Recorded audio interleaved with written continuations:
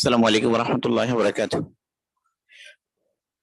الحمد لله رب العالمين، الصلاة والسلام على أشرف الأنبياء والمرسلين وآله وأصحابه أجمعين. أما بعد فأعوذ بالله من الشيطان الرجيم.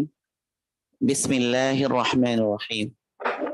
فاعلم أنه لا إله إلا الله وقال تعالى وإلهكم إله واحد. صدق الله مولانا العظيم. আলহামদুলিল্লাহ, আল্লাহ সুবহানাহু ওয়া তাআলার তৌফিকে আমরা আমাদের দারসুল হাদিসের পঞ্চম দাস শুরু করতে পেরেছি। আমাদের আলোচনা চলছে কিতাবুল ঈমান থেকে, আল আবওয়াবুল মুনতাখাবাতু মিন মিশকাতিল মাসাবিহ, এই কিতাব থেকেই আজকের যে হাদিস, এই হাদিসের বর্ণনাকারী আব্বাস ইবনে আব্দুল মুত্তালিব রাদিয়াল্লাহু তাআলা আনহু, আল্লাহর রাসূলের চাচা যান। এই হাদিসটি ইমাম মুসলিম রাহিমাহুল্লাহ তার সহিহের মধ্যে এনেছেন। وعن العباس بن عبد المطلب رضي الله عنه قال قال رسول الله صلى الله عليه وسلم ذاق طعم الإيمان من رضي بالله ربا وبالإسلام دينا وبمحمد رسولا رواه مسلم صلى الله عليه وسلم। হযরত আব্বাস ইবনে আব্দুল মুত্তালিব রাদিয়াল্লাহু আনহু তিনি বলেন, রাসূল সাল্লাল্লাহু আলাইহি ওয়াসাল্লাম ইরশাদ করেন, যাকা আস্বাদন করেছে তাআমাল ঈমান, ঈমানের স্বাদ।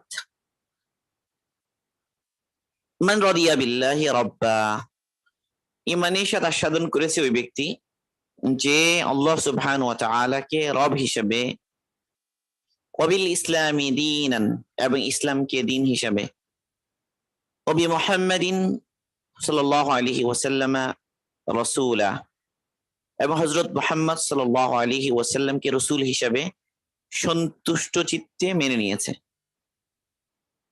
রাওয়াহু মুসলিম। যাকা তা'মাল ঈমান,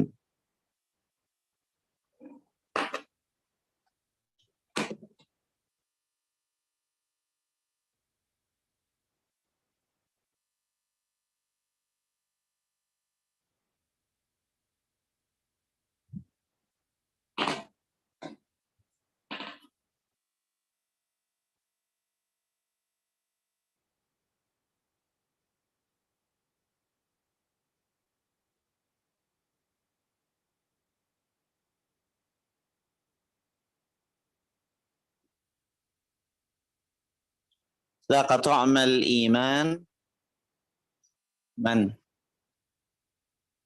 রাদিয়া বিল্লাহি রাব্বা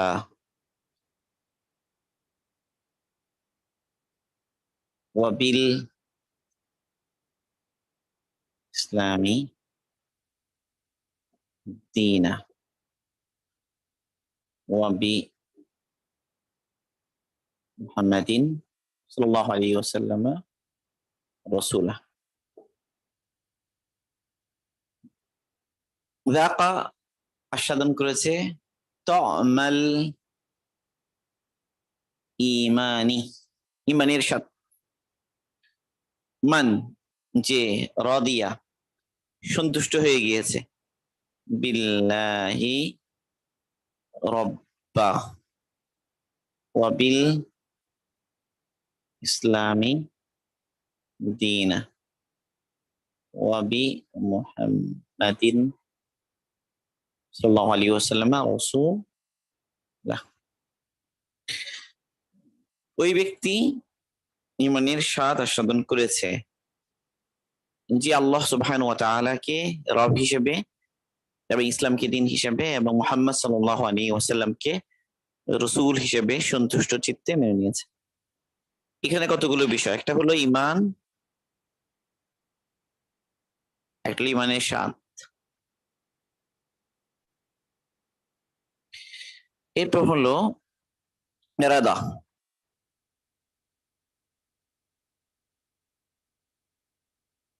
রেদা লিখতে পারি, রেদা মানে সন্তুষ্টি।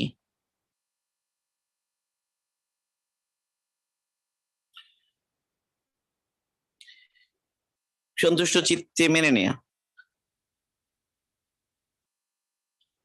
এখানে রব, তারপর হলো দিন, তাহলে রসুল, এগুলো কতগুলো কি ওয়ার্ড এই হাদিসে।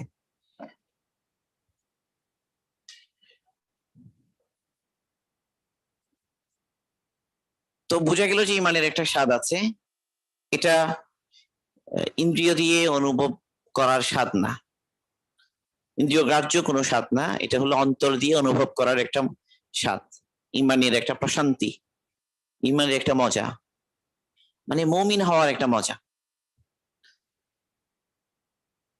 আল্লাহ পাকের হুকুম মানার উপরে, মানার মাঝে একটা মজা, রসুলকে রসুল হিসেবে মেনে নিয়ে রসুলের সুন্নাহ অনুসরণের মাঝে একটা মজা।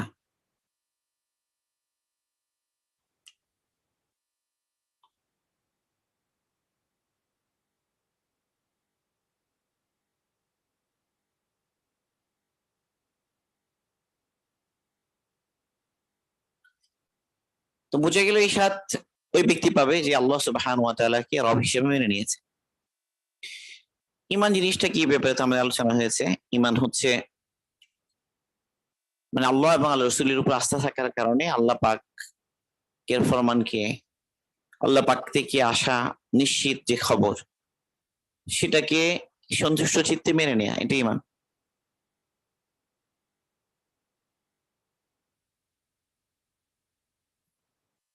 তো ইমানের স্বাদ আস্বাদন করা, এর জন্য এই বৈশিষ্ট্যগুলোর কথা হাদিসে এসেছে। মানে আল্লাহ পাককে রব হিসেবে মেনে নিয়েছে, ইসলামকে দিন হিসেবে মেনে নিয়েছে, আল্লাহ রসুলকে রসুল হিসেবে মেনে নিয়েছে।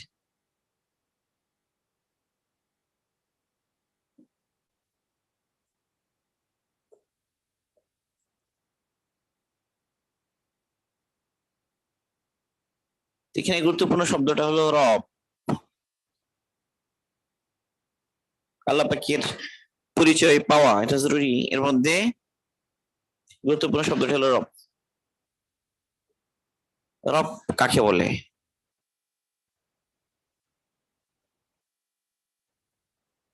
এটা বোঝা জরুরি।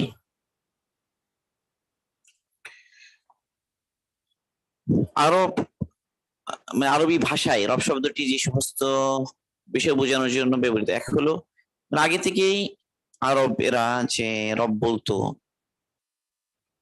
হলো সাইয়িদ, আস-সাইয়িদ আল মুতা,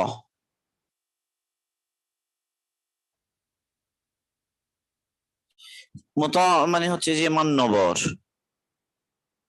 যাকে মান্য করা হবে, যার আদেশ নিষেধ মানা হবে।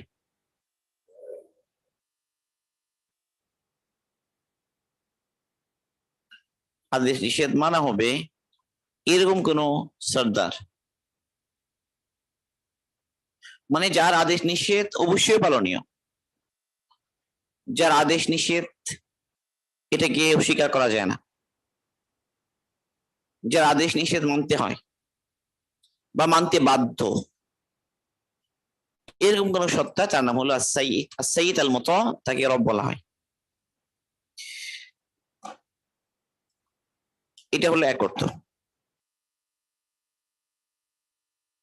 তাহলে আদেশ নিষেধ আমর নাহির একটা ব্যাপার আছে এখানে। তারপর হলো মুসলেহ,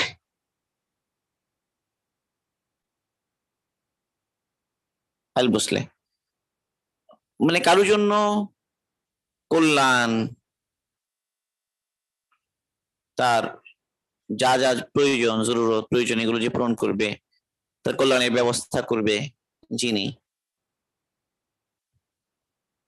আরেকটা হচ্ছে যে কোন জিনিসের মালিক হওয়া, মালিক,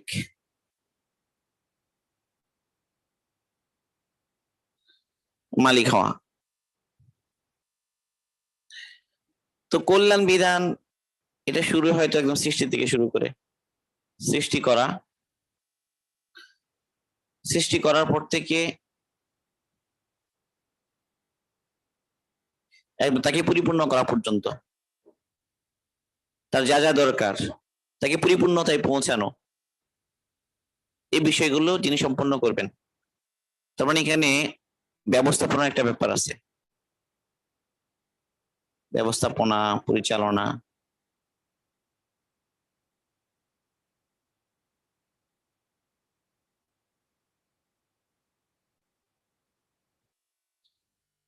কল্যাণ সাধন করেন সর্বপ্রকার, যা যা প্রয়োজন তার ব্যবস্থা করেন, এবং তিনি মালিক হন।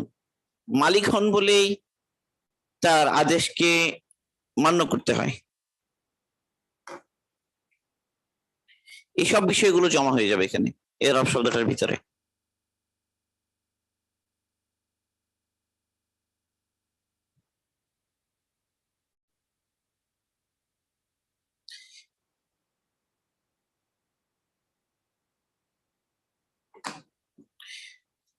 মালিকানা সাধারণত দুই ধরনের হয়, একটা হলো সত্যি সত্যি মালিকানা, মানে বাস্তব মালিকানা।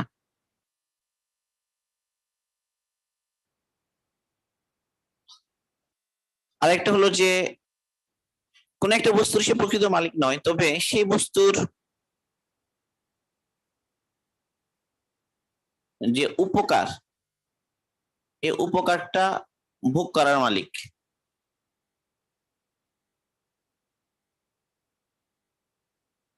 এই প্রকৃততে আসলে সে মালিক না, কিন্তু ওই বস্তু উপকারটা সে ভোগ করে। আমরা যেরকম মালিকানা ধারণ করি আর কি, যে পরিমাণ মালিকানা আমাদের হয় কোনো বস্তুর উপরে, তো প্রকৃত মালিক হন কি আসলে? যিনি স্রষ্টা হন, স্রষ্টা হন সে, ফলে তিনি প্রকৃত মালিক হন। তো ওই জিনিসের উপরে পরিপূর্ণ হস্তক্ষেপ তার থাকে, পরিপূর্ণ নিয়ন্ত্রণ তার থাকে, ফলে সেই জিনিসটার পরিচালনা, আদেশ নিষেধ, এসব ওই মালিকেরই চলে তার উপর।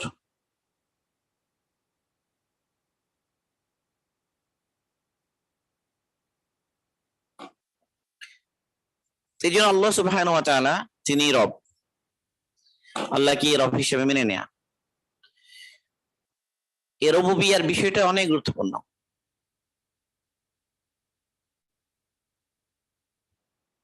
তাহলে আমরা এখানে যা পেলাম সেগুলো কি যদি বলি, এগুলো সৃষ্টি করা, এরপর হলো মালিকানা, এরপর হলো ব্যবস্থাপনা, পরিচালনা,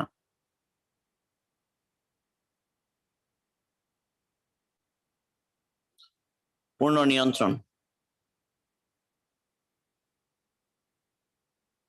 এরপর হলো আদেশ নিষেধ তারই চলবে।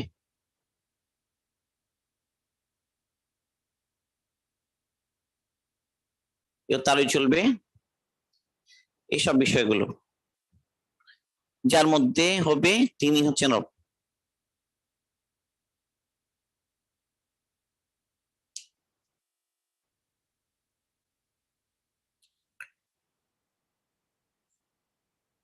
রব শব্দটা যদি এমনিতেই ব্যবহার করা হয় রব, তখন এটা সোজাসুজি আল্লাহ কি বোঝাবে। তবে রব শব্দকে যদি অন্য কোন কিছু দিকে সম্বন্ধিত করা হয়, নিয়ামত রাজাক যে বলা হলো যে রব্বুল মাল, বা রব্বুল বাইত, মানে ঘরের মালিক, সম্পদের মালিক, এই অর্থে রব শব্দটি মাখলুকের জন্য ব্যবহৃত হয়। যে রব দ্বারা উদ্দেশ্য হয়, রবকে যখন এভাবে কারো দিকে সম্বন্ধিত করা হয় তখন। আর রব শব্দটা যখন শুধুমাত্র এমনি রব বলা হয়, তখন এটা দ্বারা বোঝা যায় যে আল্লাহ, আল্লাহর জন্যই এই শব্দটা ব্যবহৃত হয়।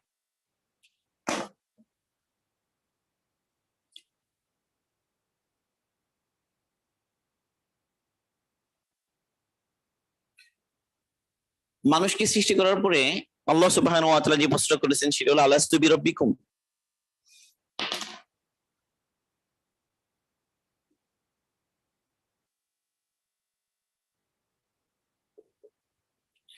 কবরে গেলে প্রথম প্রশ্ন আবার এটি হবে যে মান রব্বুকা,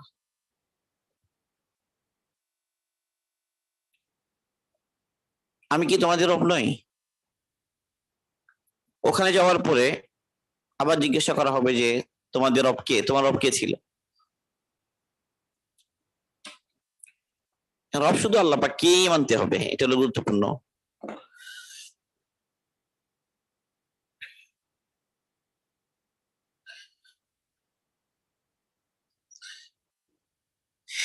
এবং যিনি রব হবেন তিনি হবেন ইলাহ, 100 ইলাহ।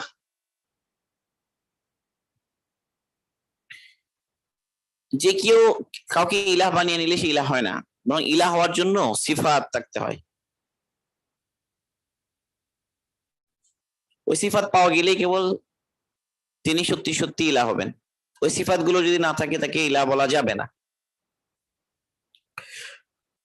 তো আল্লাহ সুবহানাহু ওয়া তাআলা রব, তিনি সৃষ্টি করার আগে থেকে রব। এমন নয় যে সৃষ্টি করার পরে তিনি রব হয়েছেন, এবং সৃষ্টি করার আগে থেকে রব। সবকিছুর উপরে তার পূর্ণ নিয়ন্ত্রণ। এটা সৃষ্টি করলেন, নিয়ন্ত্রণ এলো, সবকিছুর ব্যবস্থাপনা করলেন, এর প্রতি রব হলেন এমন না। মালিকানা প্রতিষ্ঠিত হওয়ার পরে তিনি রব হলেন তা না, মানে এর আগে থেকে তিনি রব। রব হওয়া এটা আল্লাহ পাকের এমন একটা সিফাত যেটা দায়মি, মানে অনাদি। তিনি আগে থেকে রব, সৃষ্টি করার পরে রব হয়েছেন এমন না, বলে আগে থেকেই। কিভাবে কেউ ইলাহ হওয়ার জন্য এরকম নয় যে কেউ তাকে ইলাহ হিসেবে গ্রহণ করলে তারপর সে ইলাহ হবে, কেউ তার ইবাদত করলে এরপর তিনি ইলাহ হবেন তা না, এবং কেউ ইবাদত না করলেও তিনি ইলাহ।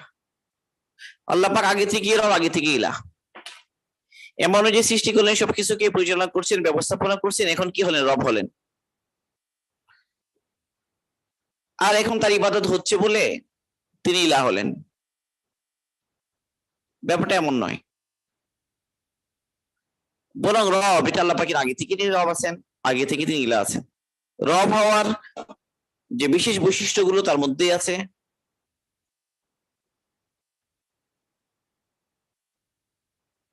ইলাহ হওয়ার বিশেষ বৈশিষ্ট্যগুলো তার মধ্যেই আছে।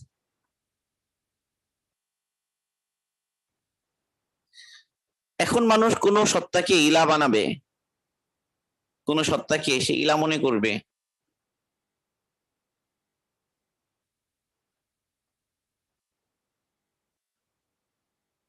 কেবল তখনই যখন তার মধ্যে রবের কোনো বৈশিষ্ট্য আছে বলে সে মনে করবে।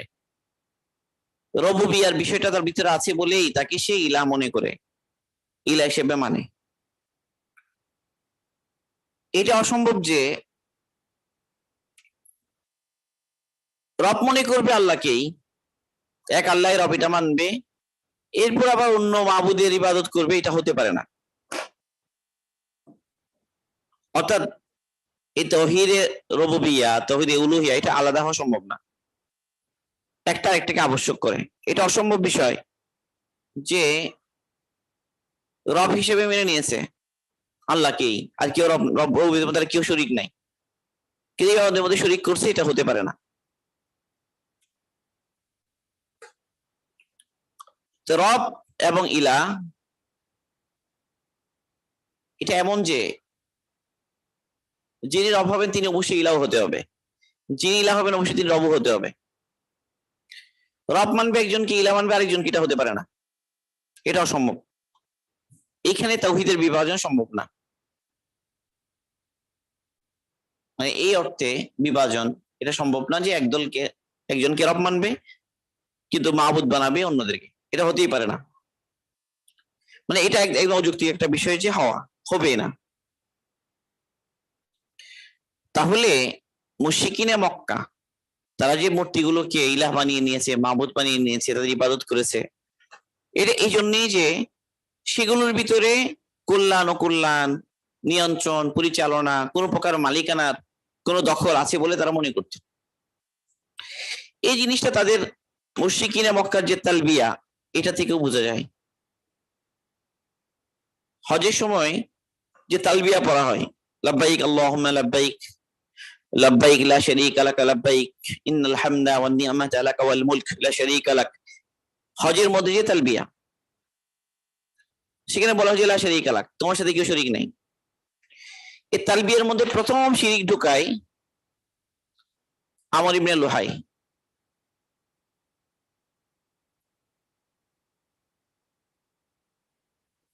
সর্বপ্রথম আমর ইবনে লুহাই বাইতুল্লাহ তাওয়াফ করছিল। তো শয়তান একটা বৃদ্ধ বৃদ্ধের সুরতে তার সাথে তাওয়াফ করা শুরু করলো এবং ওই তার মুখে মুখে আমর ইবনে লুহাই পড়তেছিল। তো যখন বলে যে লা শারীকা লাক, তো শয়তান বলল যে ইল্লা শারীকান হুয়া লাক।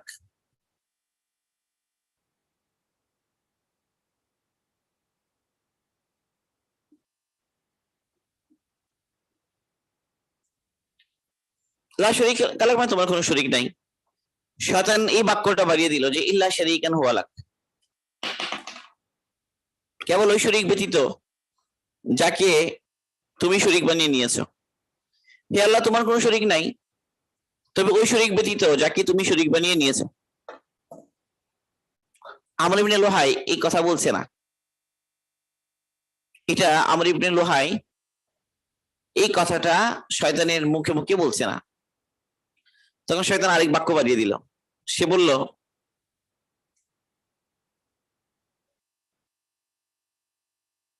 তামলিকুহু ওয়া মা মালাক,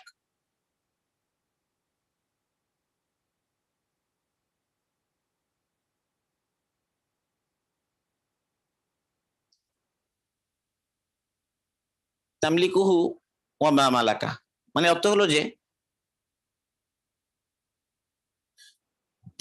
তামলিকুহু মানে আল্লাহ পাক তারও মালিক, মানে ঐশ্বরিকেরও মালিক। ওয়া মা মালাক মানে সেই যে জিনিসগুলোর মালিক সেগুলোরও আল্লাহ মালিক। অর্থাৎ ব্যাপারটা এমন হলো যে আল্লাহ পাকের অধীনে সে যেন আরেকটা ছোট মালিক, মানে আল্লাহ পাক রব, তার অধীনে যেন আরেকজন ছোট রব।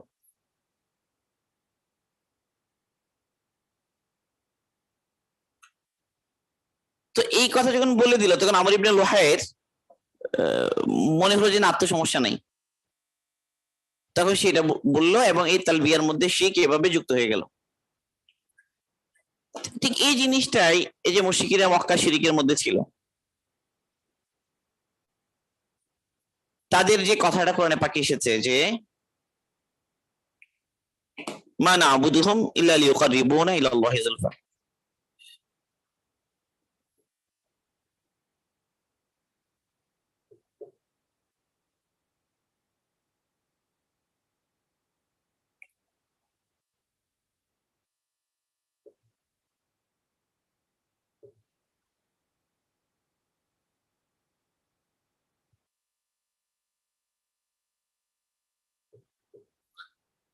আমরা তাদের ইবাদত করি, মা না'বুদুহুম, তবে তা এই জন্যই যে তারা যেন আমাদেরকে নিকটবর্তী করে দেয় আল্লাহ পাকের কাছে।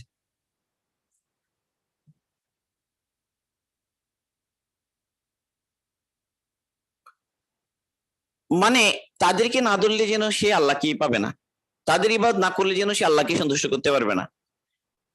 কারণ আল্লাহ পাক তাদেরকে কিছু জিনিস দিয়ে দিয়েছেন, কিছু জিনিসের মালিকানা বানিয়ে দিয়েছেন, কিছু জিনিসের নিয়ন্ত্রণের অধিকার দিয়ে দিয়েছেন, নিয়ন্ত্রণের পূর্ণ নিয়ন্ত্রণ তাদের হাতে দিয়ে দিয়েছেন, ছোট ছোট রাজ্য বা ছোট ছোট বিষয়গুলো।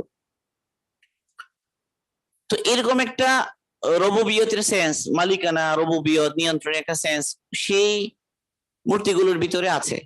এইরকম একটা জল্পনা কল্পনা, এর একটা বিশ্বাস আর ইতিকার থেকেই তারা মনে করতো যে এই সমস্ত মূর্তি এদের যদি ইবাদত করা না হয় তাহলে আলটিমেটলি আল্লাহ পাককে সন্তুষ্ট করা যাবে না, আল্লাহ পাককে রাজি করা যাবে না, ফলে তারা সেগুলো ইবাদত করতো।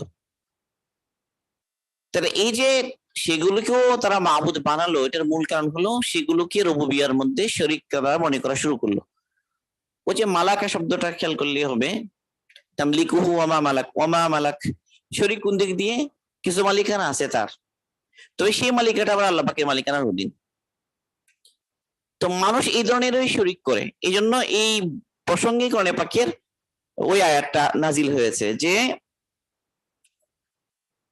ওমা ইউমিনু আকসারুহুম বিল্লাহ ইল্লা ওয়া হুম মুশরিকুন, লা ইউমিনু আকসারুহুম বিল্লাহ, ইল্লা ওয়াহুম মা ইউমিনুনা ইল্লা ইয়াউমিন। আচ্ছা যাক, আমার আয়াত হাফেজ না হলে মুশকিল। মানে তাদের অধিকাংশই আল্লাহ পাকের উপর ঈমান আনে, এই অবস্থায় যে তারা আবার মুশরিকও। অর্থাৎ তারা এই মালিকানা, রুবুবিয়া এগুলো মধ্যে অন্য কেউ শরীক মনে করে। যে এই রুবুবিয়াতে ধারণাটা গুরুত্বপূর্ণ। রব কাকে মনে করছি, কল্যাণ ও কল্যাণের মালিক কাকে মনে করছি, কল্যাণ ও কল্যাণ দেওয়ার ক্ষেত্রে পরিপূর্ণ ক্ষমতা কার মাঝে আছে বলে মনে করছি, এটা গুরুত্বপূর্ণ। এই জন্য ফেরাউন ফেরাউন ফেরাউন যে কি করেছে, সে যে রব দাবি করেছে, সে বলেছে আনা রব্বুকুমুল আলা, এবং সে নিজেকে রব্বুল আলামিন মনে করতো। মুসা আলাইহিস সালাম বলে যে না, আসমান জমিনের যিনি রব তিনি আমার রব। সে টিটকারি করে জিজ্ঞেস করলো রব্বুল আলামিন আবার কি জিনিস, মানে সে তো আর কোন রব জানে না, সে আল্লাহ কি রব জানে, তাকে রব জানে। এবার ফেরাউন যখন বললো যে না, সে তোমাদের পূর্ববর্তী পরবর্তী সবারই রব, সে বলল তোমাদের এই পাগল নবী কি বলছে শুনতেছো, মানে সে মানতে রাজি নাই। এবং সে আরেক জায়গায় বলেছে যে আমি তো তোমাদের আমি ছাড়া কোনো ইলার কথা জানি না, তোমরা যদি আমাকে বাদ দিয়ে অন্য কোন ইলা নিয়ে নাও তাহলে আমি তোমাদেরকে জেলে আবদ্ধ করব। তো রব আর ইলা দুই শব্দ সে ব্যবহার করেছে, রব এবং ইলা। সে বুঝে যে রব আর ইলা এটা একটার সাথে একটা পরিপূরক, রব দাবি করে বলেই সে ইলা দাবি করে। এই জন্য যখন তারা ইমান নিয়ে আসলো, জাদুকরেরা তারা বলল ক্বালু আমান্না বিরাব্বিল আলামিন রব্বি মূসা ওয়া হারুন। রব্বি মূসা, হারুন কেন বললো? কারণ মূসা এবং হারুনের রব, মানে আমরা এতদিন যারা রব মানতেছিলাম সে রব না, মানে ফেরাউন না। আমি বিশ্বজগতের রবের উপর ঈমান আনলাম, আমান্না বিরাব্বিল আলামিন। এখন সে ফেরাউন তো নিজেকে রব্বুল আলামিন মনে করে, তাহলে এতটুকু বললে এটাতে ডিমার্কেশন হয় না, পার্থক্য হয় না যে ফেরাউনকে রুবুবিয়াকে অস্বীকার করছে। সেই জন্য তারা স্পষ্ট করার জন্য বললো যে রব্বি মূসা ওয়া হারুন, আমান্না বিরাব্বিল আলামিন রব্বি মূসা ওয়া হারুন, যিনি মূসা এবং হারুনের রব। ফেরাউন বললো যে আমার কাছ থেকে অনুমতি পাওয়ার আগেই তোমরা তার উপর ঈমান এনে ফেললে। এই যে অনুমতি, তার অনুমতি লাগবে কেন, এই যে অনুমতি এটা লাগবে সে মনে করছে, এটা কেন? সে রব যে, ওই যে আদেশ নিষেধ তারই চলবে। as-sayyid al-muta যে বললাম, আদেশ নিষেধ যার আদেশ মানতে বাধ্য, রবের একটা মানার মধ্যে এটাও তো আছে। এই জন্য তাশরির বিষয়টা ঢুকে যায় এখানে। তাশরি মানে বিধান, বিধানদাতা, যিনি বিধান দেন। এই জন্য নাসারাদের ব্যাপারে আয়াত যে নাজিল হয়েছে ইত্তাখাযু আহবারাহুম ওয়া রুহবানাহুম আরবাবা মিন দুনিল্লাহ, তারা আল্লাহকে বাদ দিয়ে তাদের রুহবান, আহবার, তাদের জ্ঞানী যারা আলেম পাদ্রী, এদেরকে তারা কি বানিয়ে নিয়েছে? রব বানিয়ে নিয়েছে। একই বিষয়টা আহলে কিতাবকে দাওয়াত দেওয়ার ব্যাপারে আসছে যে আমরা এই কথা মেনে নিই যে আল্লাহ ছাড়া আমরা আর কাউকে ইলা মানি না, আর হলো ওয়ালা ইয়াত্তাখিযু বাদুনা বাদান আরবাবা মিন দুনিল্লাহ, এবং আমরা কি করব না, রব বানাবো না একজন আরেকজনকে, আমাদের কেউ আমাদের আর কাউকে রব বানাবো না।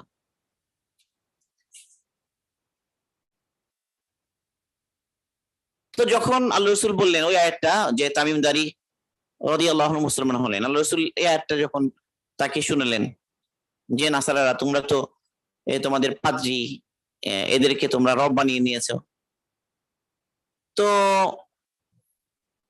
তামিম দারি রাদিয়াল্লাহু আনহু বললেন যে কই, মানে আমরা তো তাদেরকে রব ইবাদত করতাম না, পাদ্রীদের ইবাদত করতাম না।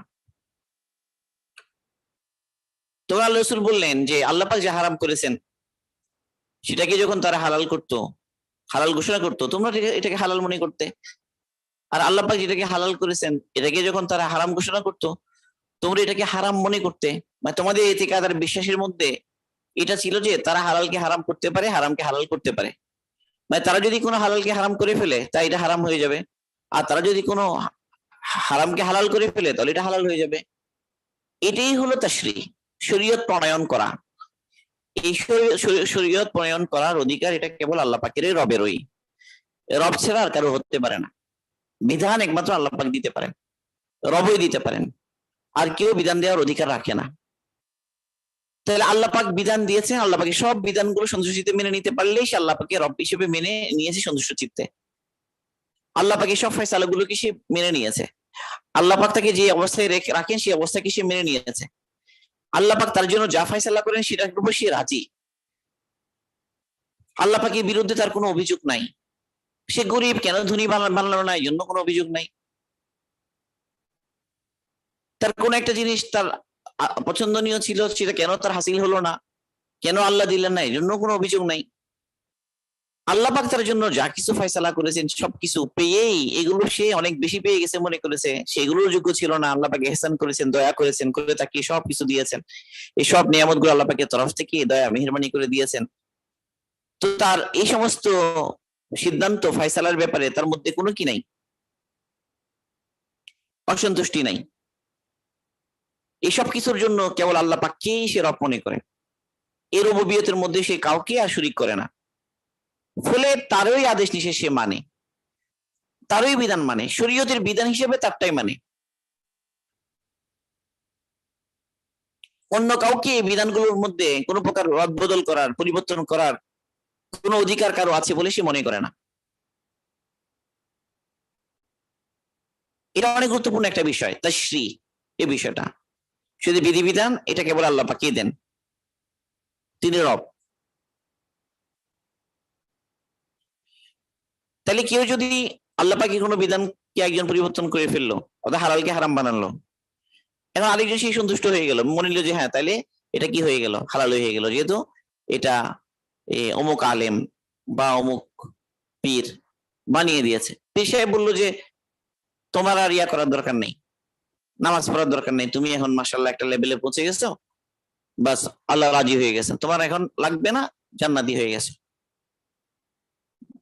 বা একজনের উপর হজ ফরজ, সে হজ করতে যাবে, পীর বললো যে, তার ভণ্ড পীর বললো যে তোমার হজ এখানে আমি করে দিচ্ছি, এখানে তোমার হজ হয়ে যাচ্ছে, তোমার হজ করার জন্য বাইতুল্লাহ যাওয়ার দরকার নেই। এই যে বিষয় হজের একটা বিধান আছে, এটার একটা নিয়ম আছে, তরতিব আছে, সালাত আদায় করা আল্লাহ পাকের হুকুম, এটা কখনো রদ হবে না। এখন কেউ একজন বললো যে তোমার আর লাগবে না, বাস আমি তোমার জন্য কি করে দিয়েছি, এখন এগুলো আপাতত তোমার জন্য মওকুফ করে দিয়েছি, আর করা লাগবে না। এখন সেও খুশি, সে বললো যে আমার পীর সাহেব যখন বলেছে যে হালতের কারণে, বাস হয়ে গেছে। তো এই ধরনের কোনো সুযোগ নাই। আল্লাহ পাকের বিধিবিধান, এই সমস্ত বিষয়গুলো আমাকে মানতে হবে, এবং এগুলো একমাত্র আল্লাহ পাকেই দিবেন, আদেশ নিষেধ তারটাই চলবে। এই বিষয়গুলো মনে করা, কল্যাণ ও কল্যাণ তার হাতে মনে করা। এখান থেকে ইবাদতের সংজ্ঞাটা বুঝতে হবে। তাহলে ইবাদত কাকে বলে?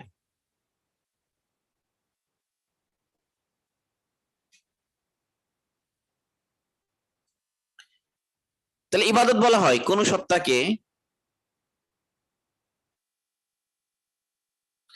কল্যাণ ও কল্যাণের মালিক মনে করা।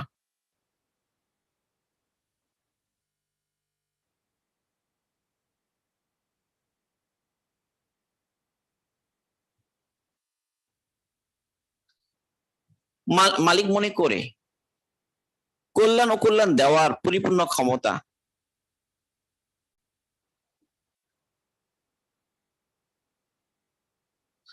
স্বয়ং সম্পূর্ণ ক্ষমতা, নিজস্ব ক্ষমতা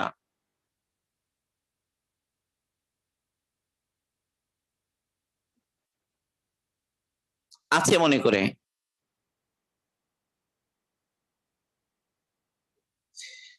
এবং এই কল্যাণ ও কল্যাণ দেওয়ার ক্ষেত্রে পরিপূর্ণ এখতিয়ার আছে মনে করে।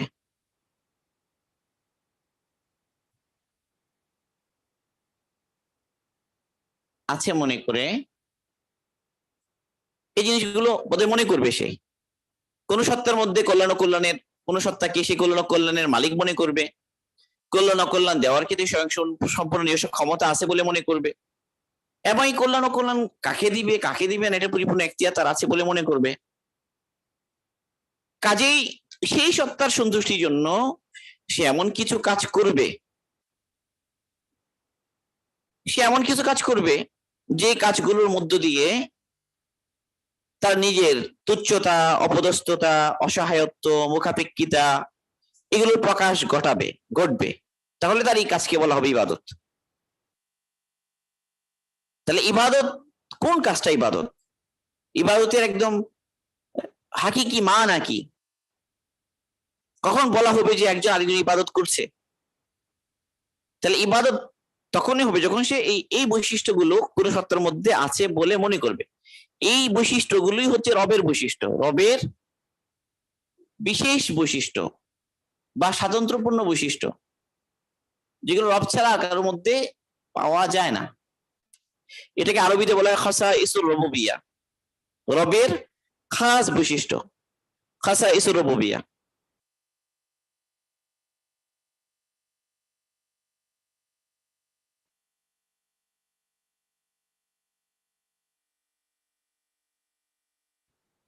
খাসাইসুর রুবুবিয়্যাহ রবের খাস বৈশিষ্ট্য, বিশেষ বৈশিষ্ট্য।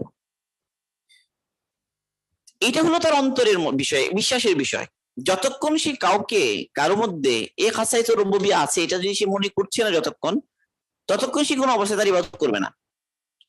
ইবাদত কেবল তখনই করবে যার মধ্যে এই রবের বিশেষ বৈশিষ্ট্যগুলো আছে বলে মনে করবে।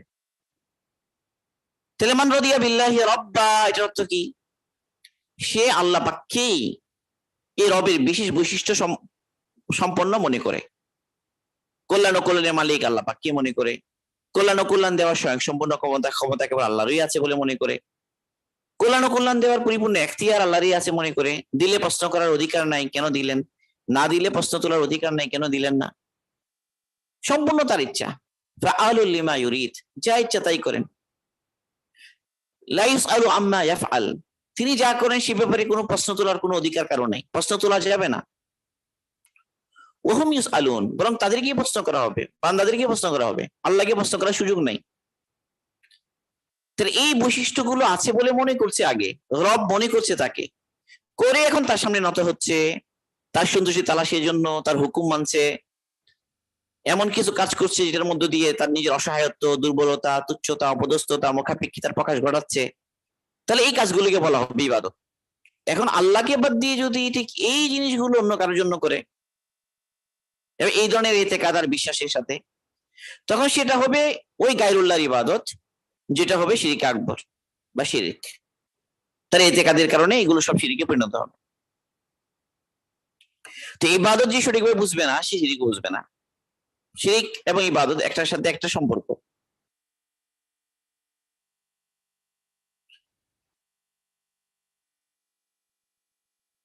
তাহলে মুশরিকিনে মক্কা যে তারা ইবাদত করত বিভিন্ন মূর্তির, কারণ এগুলোর মধ্যে খাসাইসুর রুবুবিয়্যাহর একদম আল্লাহ পাকের সমকক্ষ না হলেও, একটা ছোট পর্যায়ে হলেও, একটা বিশেষ ক্ষেত্রে হলেও আছে বলে মনে করত।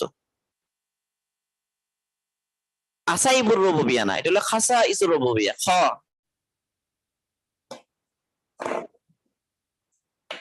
জি, এটা হচ্ছে খাসাইসুর রুবুবিয়্যাহ, মানে রবের বিশেষ বৈশিষ্ট্য।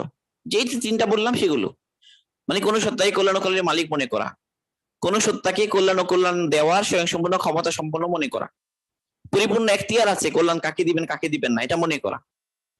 এই বিষয়গুলো হলো খাসাইসুর রুবুবিয়্যাহ। এই খাসাইসুর রুবুবিয়্যাহ শুধু আল্লাহ পাকের মধ্যে আছে, এই কথাটা মনে করা, করে এখন তার সন্তুষ্টির জন্য এমন কিছু কাজ করা যেটার মধ্যে নিজের তুচ্ছতা, অপদস্থতা, মুখাপেক্ষিতা প্রকাশ পাবে, তখন সেটাকে বলা হবে ইবাদত।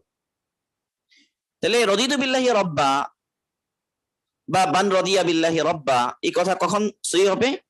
যখন সে আল্লাহ পাককেই এই সমস্ত কল্যাণ ও কল্যাণের মালিক, পরিপূর্ণ কুদরত ওয়ালা এবং পরিপূর্ণ এখতিয়ার তার আছে মনে করবে, যেহেতু তাকেই মনে করে, কাজে তিনি স্রষ্টা, তিনি মালিক, তিনি সবকিছু মুদাব্বির, পরিচালনা তিনি করেন, সবকিছু নিয়ন্ত্রণ তার হাতে, তার আদেশ এবং নিষেধ তাইলে মানতে হবে, এবং তার ফয়সালায় সে রাজি, তার বিধান তাকে মানতে হবে, বিধানদাতাকে তাকেই মনে করবে।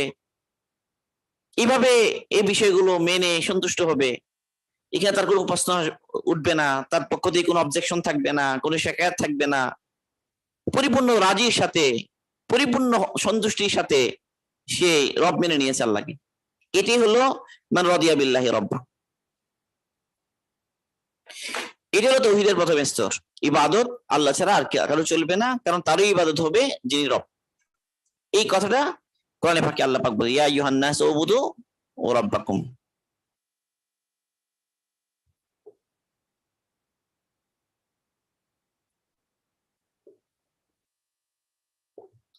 ইয়া আইয়ুহান নাস, হে মানুষেরা, উবুদু রাব্বাকুম, হে মানুষ ইবাদত করো তোমাদের রবের।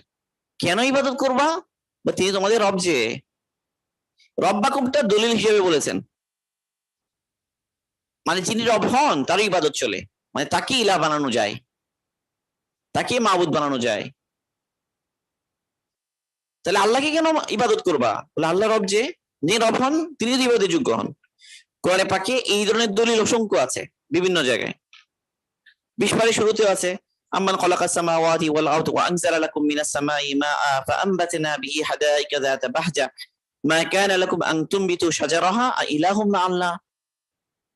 আচ্ছা বলো তো, যে এই আসমানকে সৃষ্টি করলো, জমিনকে সৃষ্টি করলো, জমি থেকে কে পানি বর্ষণ করে বৃষ্টি হিসেবে, যে বৃষ্টি দিয়ে আমরা সুন্দর সুন্দর বাগান বানাই, ফলের বাগান, ফুলের বাগান, যে দেখলে চোখ জুড়িয়ে যায়, মন জুড়িয়ে যায়। তোমরা তো 20 ফিট একটা চারাও তোলার ক্ষমতা রাখো না, মানে এগুলো কি রুবুবিয়া। তো তুমি বলো ইলাহুম্মা আল্লাহ, আল্লাহর সাথে কোনো ইলাহ আছে কি? তাহলে আল্লাহ ছাড়া কারো ইবাদত চলবে কি? আল্লাহর সাথেও কি আবার অন্য মাবুদ থাকতে পারে? তো এই হিসাবে এখানে দলিলগুলো পেশ করা হচ্ছে।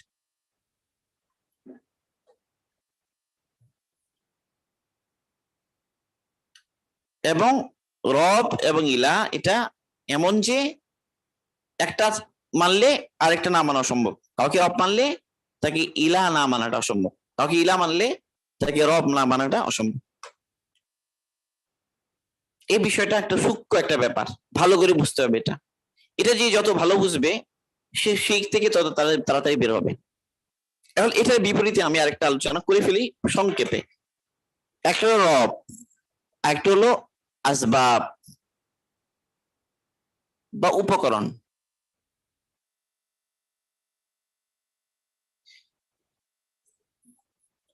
উপকরণ হিসেবে আমরা অনেক জিনিস ব্যবহার করি এবং উপকরণই মনে করি সেগুলোকে। যেমন ধরা যাক যে সুস্থতার জন্য ওষুধ,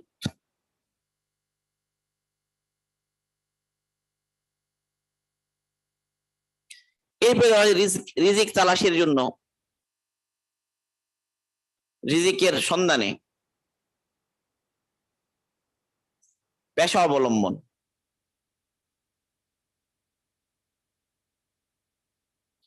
এই ধরনের বিষয়গুলো। তাহলে যতক্ষণ আমরা মনে করব এই ঔষধ বলি বা বিভিন্ন পেশা বলি, ব্যবসা চাকরি বলি, বিভিন্ন উপকরণ বলি, সেগুলো কেবল উপকরণ, সেগুলো আসলে নিজের থেকে কল্যাণ কল্যাণ দিতে পারে না। তা সেগুলোকে আমরা শুধু উপকরণ মনে করি, আসবাব মনে করি, তাহলে সেটা কি হবে না? শিরিক হবে না। যদিও বা আমরা মুখে যদি বলি যে ওষুধটা খেয়ে পেটের ব্যথা চলে গেল, শিরিক হবে? শিরিক হবে না। কারণ যতক্ষণ আমার বিশ্বাস যে এই ওষুধ হলো উপকরণ, ওষুধের কোনো সুস্থতা দেওয়ার কোনো অধিক ক্ষমতা নাই, সুস্থতা আল্লাহ পাকিয়ে দিয়েছেন। কিন্তু যদিও বা সুস্থতার বিষয়টাকে ওষুধের দিকে আমি সম্পর্কিত করে বলেছি, তারপর এটা শিরিক হবে না। তাহলে বিভিন্ন আসবাবের দিকে বা উপকরণের দিকে সম্বন্ধিত করে বিভিন্ন রেজাল্ট বা ফলাফল যখন আমরা বলি, ফলাফলের কথা বলি, তো সেটা দ্বারা শিরিক হয় না। যতক্ষণ বিশ্বাস ঠিক আছে, ইতিকাদ ঠিক আছে যে সেগুলো উপকরণ আর আসবাব, সেগুলোর কারণে কি হয় না। তো এই জন্য লা আদোয়া যে হাদিসটা, যে সোয়াসে বলতে কিছু নেই, তো এটা নিয়েও অনেক সময় যে আমাদের যে ভুল বোঝাবুঝি হয়, লা আদোয়া, ছোঁয়াচে বলে কিছু নেই।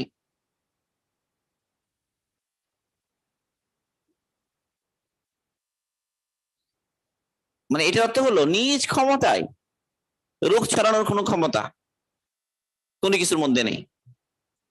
তাহলে ভাইরাস ব্যাকটেরিয়া এগুলো বলে এগুলোর উপকরণ,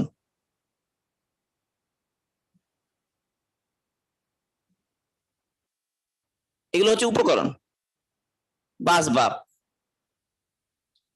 এগুলো আসবাব বা উপকরণ মনে করে সেগুলো থেকে বাঁচার জন্য ব্যবস্থা গ্রহণ, মানে আসবাব অবলম্বন, উপায় অবলম্বন, তাদবির করা, সেগুলো কি জায়েজ, নিষেধ নয়। তাই রোগ থেকে বাঁচার জন্য বিভিন্ন অবলম্বন, টিকা দেওয়া, মাস্ক পরিধান করা, হাত ধোয়া, ইত্যাদি ইত্যাদি, যতক্ষণ এই বিশ্বাসের সাথে হচ্ছে যে এগুলো জাস্ট উপকরণ, এগুলো নিজস্ব কোনো ক্ষমতা নেই রক্ষা করার, রোগ দেওয়ার কোনো ক্ষমতায় ভাইরাস ব্যাকটেরিয়ার আসলে নাই, এরা জাস্ট উপকরণ বা আসবাব। তবে সতর্কতা হিসেবে এগুলো থেকে বাঁচার জন্য নিজের চেষ্টা করা উচিত। এই চেষ্টার পরেও আল্লাহ যা চাইবেন তাই হবে। এই বিশ্বাসের সাথে যখন এগুলো ব্যবহার করবে, এটা কি হবে না, লা আদওয়া যে হাদিসটা, এইটার বিপরীত নয় বিষয়গুলো। এটা অনেকে বুঝতে ভুল বুঝে বা ভুল বোঝাবুঝি সৃষ্টি হয়। তো আসল কথা হলো, তাহলে এই যে মাস্ক পরা বা স্যানিটাইজার ইউজ করার কারণে কি হবে না, শিরিক হবে না, বা আকীদা নষ্ট হয়ে গেছে এই কথা মনে করার কোনো কারণ নেই, যতক্ষণ মনে করছে যে এগুলো কি উপকরণ। তো এরকম সব ক্ষেত্রেই যতক্ষণ মনে করছে যে এগুলো উপকরণ, ততক্ষণ ওই ওই সাথে কোনো সংঘর্ষ নেই। তাহলে মান রাদিয়া বিল্লাহি রাব্বাহর সাথে সংঘর্ষ হবে না। বলে মাস্ক পরছো, তুমি আবার বলো যে রাদিতু বিল্লাহি রাব্বা, তাহলে কেমনি শুদ্ধ হলো? না শুদ্ধ, ঠিক আছে, দুটার মধ্যে কোনো কি নাই, বৈপরীত্য নাই। বলে ওষুধ খাচ্ছ, আবার বলছো যে মান রাদিতু বিল্লাহি রাব্বা বলছো, না রদি বিল্লাহি রাব্বা বলার সাথে এটার কোনো কি নাই, সংঘর্ষ নাই, যতক্ষণ আমার ইতিকাদ ঠিক আছে যে এগুলো উপকরণ আসবাব। তাহলে এই ধরনের যেগুলো মাখলুকের সামর্থ্যের ভিতরে আছে, মাখলুকের কাছেও যে জিনিসগুলো উপকরণ হিসেবে চাওয়া যায়, সেগুলো চাইলে শিরিক হয় না। একজনের কাছে যদি আমি চাই যে আব্বু আমাকে টাকা দাও, তো আব্বুর কাছে টাকা চাইলে শিরিক হবে কিনা? অথচ আমরা বলি যে ইয়াকা নাবুদু ওয়া ইয়াকা নাস্তাঈন, আল্লাহ তোমারই ইবাদত করি, তোমারই সাহায্য চাই। অথবা বাবার কাছে সাহায্য চাইলাম, আরেকজনের কাছে সাহায্য চাইলাম, এগুলো যে উপকরণ হিসেবে। আরেকটা হলো উপকরণের ঊর্ধ্বে, আসবাবের ঊর্ধ্বে, উপকরণের সীমার ভিতরে চাওয়া, এটা জায়েজ। উপকরণের ঊর্ধ্বের বিষয়, সেটা চাওয়া না জায়েজ।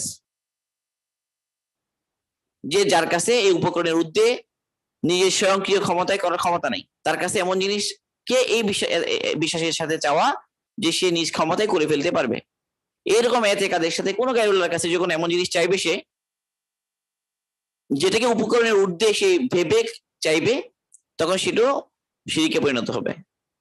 এই আর যতক্ষণ সে তার দিলের মধ্যে আসে যে এটা কি জাস্ট উপকরণ বা আসবাব, এটা উপকরণ হিসেবে ব্যবহার করা যায় বা উপকরণ হিসেবে এরকম কারো কাছে এই ধরনের সাহায্য চাওয়া যায়, সেটা ওয়া ইয়াকা নাস্তাঈন এই আয়াতের বিপরীত নয়। ওয়া ইয়াকা নাস্তাঈন এটা কেবল ওই ক্ষেত্রে যেখানে আসবাবের ঊর্ধ্বে, উপকরণ হিসেবে হওয়ার ঊর্ধ্বের কোনো বিষয়, সেই ক্ষেত্রে এই বিষয়গুলো সুন্দর করে আলাদাভাবে বোঝা দরকার। আল্লাহ সুবহানাহু ওয়া তাআলা আমাদেরকে বোঝার তৌফিক দান করুন। সুবহানাল্লাহি ওয়া বিহামদিহি, সুবহানাকাল্লাহুম্মা ওয়া বিহামদিকা, আশহাদু আল্লা ইলাহা ইল্লা আনতা আস্তাগফিরুকা